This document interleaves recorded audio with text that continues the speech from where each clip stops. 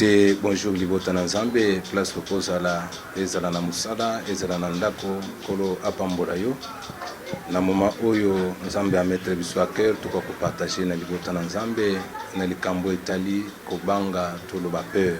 Amen.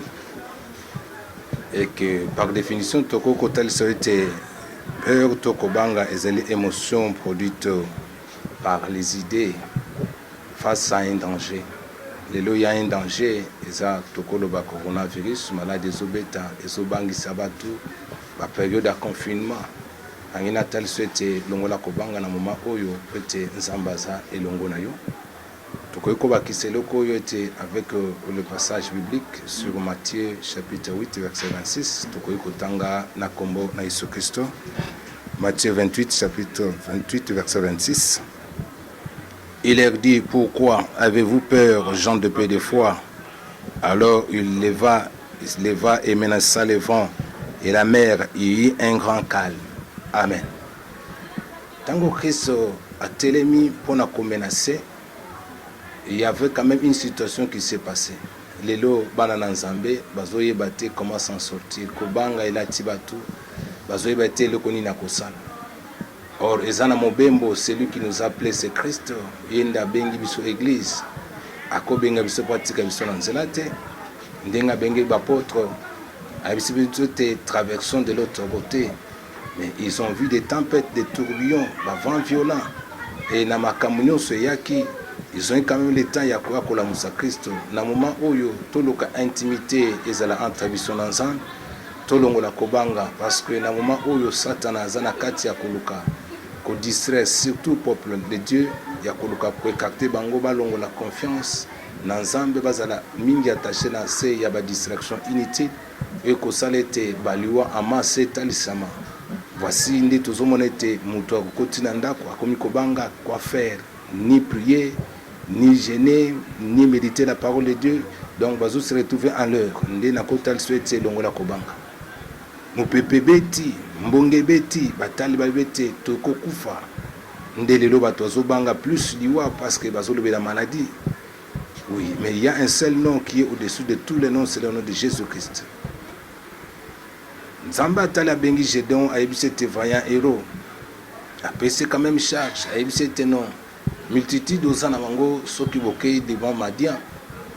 Et cause à la passe, bakobeta tout le mais je préfère un peu que non. Au publier son allèlement, ce côté le mokanda na juge. Ndoko akokutete juge chapitre 7 verset 3. Au santé place wana Gédéon azo publier son allèlement avec le peureux, les craintifs bazonga nandako. Il y avait une multitude qui se sont retirés. Gédéon a tikali nzambe biso non kende lissus. Il s'est retrouvé avec 300 personnes. Pour na quoi se retrouver devant Madian avec 300 personnes. Et ces 300 personnes de cela qui étaient victoire et pesame na bango.